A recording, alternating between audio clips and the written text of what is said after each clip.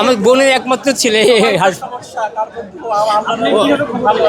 আমি অফিসে ছিলাম, আমাকে ফোন দিয়েছিল, আমার আমার বোন ফোন দিয়েছে আমাকে, আমি তো দিয়ে চলে আসছি অফিস থেকে।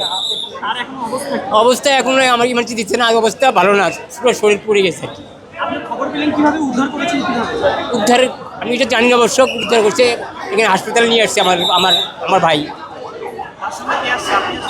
আমার বোন আছে, সবাই আছে, আমাদের ফ্যামিলি সবাই আছে এখানে। এখন আমার দিতে ঢুকতে দিচ্ছে না আমাদেরকে। ভালো আছে, এখন কথা বলতে পারতেছে, ওকে পুরো ব্যান্ডেজ ট্যান্ডেজ সব করে দিছে, এখানকার ডাক্তাররা প্রপার ট্রিটমেন্টটা দিচ্ছে, এটা নিয়ে কোনো সমস্যা নাই, সবাই সহযোগিতা করতেছে সবাই। আর ভাগ্নে, জি ভাগ্নে স্কুলে গিয়েছিল, ড্রাইভার সাথে করে নিয়ে গেছে, ড্রাইভার আমাকে ফোন দিয়ে বলে তাড়াতাড়ি আসেন স্যার, আফিফ এরকম, ও কীভাবে যে বের করছে ওখান থেকে নিয়ে বাংলাদেশ মেডিকেলে নিয়ে গেছি, বাংলাদেশ মেডিকেল, তারপর ওখান থেকে আবার অ্যাম্বুলেন্স করে এখানে আনছি। ও ক্লাস 7-এ পড়ে, আফিফ হোসেন, এটা ওর কার্ড না, ওর মা কেবল আসছে, আছে ওর সঙ্গে আছে এখন।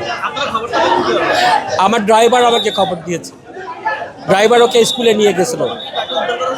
হ্যাঁ,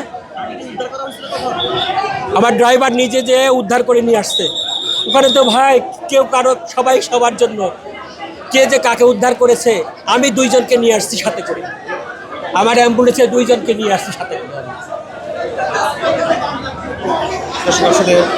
দর্শক, আপনারা দেখতে পাচ্ছেন যারা আহত রয়েছেন তাদের স্বজনরা যে আহাজারি করছেন সেটি আপনারা দেখতে পাচ্ছেন।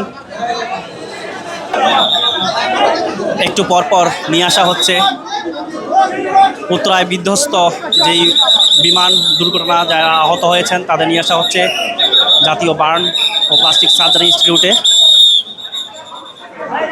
আহতদের স্বজনরা আসছেন, একটু পরপর তারা আহাজারি করছেন।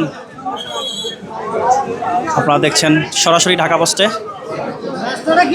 যাদের অবস্থা গুরুতর তাদের অন্যান্য হাসপাতাল থেকে নিয়ে আসা হচ্ছে এই জাতীয় বার্ন ও প্লাস্টিক সার্জারি ইনস্টিটিউটে। জরুরি বিভাগের সামনের যে অবস্থা আপনারা দেখতে পাচ্ছেন, একটু পরপর কিন্তু আহতদের স্বজনরা তাদের নিয়ে আসছেন।